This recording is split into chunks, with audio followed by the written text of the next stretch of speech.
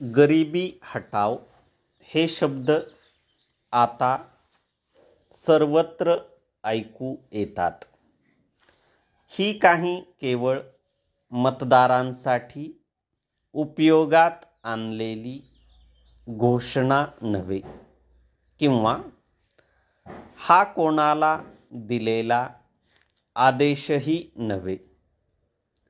सर्व राष्ट्राचा हा निर्धार दोन शब्दात व्यक्त झालेला आहे आणि आता 5व्या पंचवार्षिक योजनेच्या उद्दिष्टांमध्ये त्याचा समावेश करण्यात आला आहे.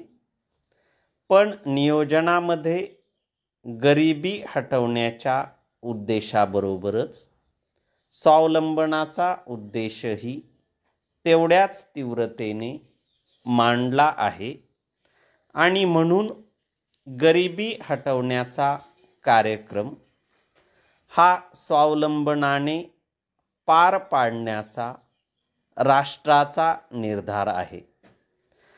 प्रत्यक्षात बोलावयाचे तर 5व्या पंचवार्षिक योजनेच्या अखेरीस कोणत्याही राष्ट्राची मोफत मदत घेण्याचे बंद करण्यात येईल असा निर्धार त्यात व्यक्त करण्यात आला आहे.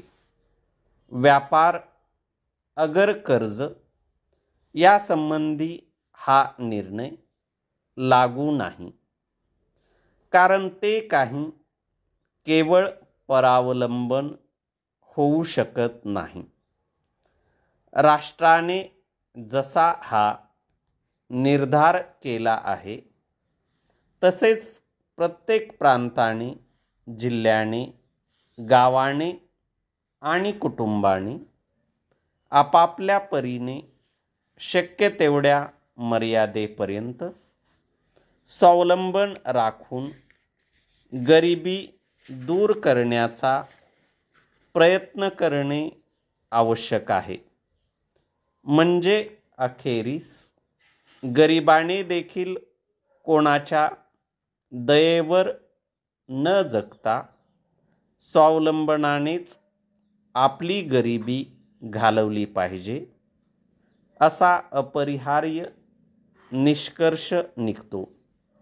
मग अशा गरीब कुटुंबाला आपली गरिबी हटवण्याला मदत करणे हे गावाचे, जिल्ह्याचे, राज्याचे आणि राष्ट्राचे कर्तव्य होऊन बसते.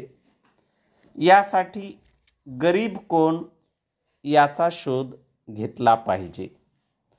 अलीकडे या विषयाला बरीच चालना मिळाली असून अनेकांनी गरिबाची व्याख्या करण्याचा प्रयत्न केला आहे आणि गरिबी संबंधी निरनिराळे निकष जाहीर केले आहेत.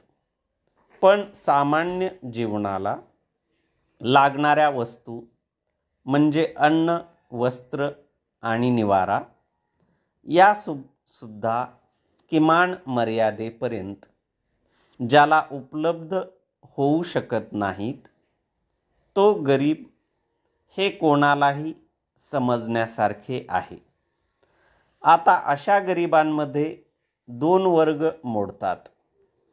एक वर्ग जो केवळ दयेस पात्र आहे, कारण जो आपल्या हिमतीवर अगर परिश्रमावर अवलंबून अशा गरजा भागवूच शकत नाही.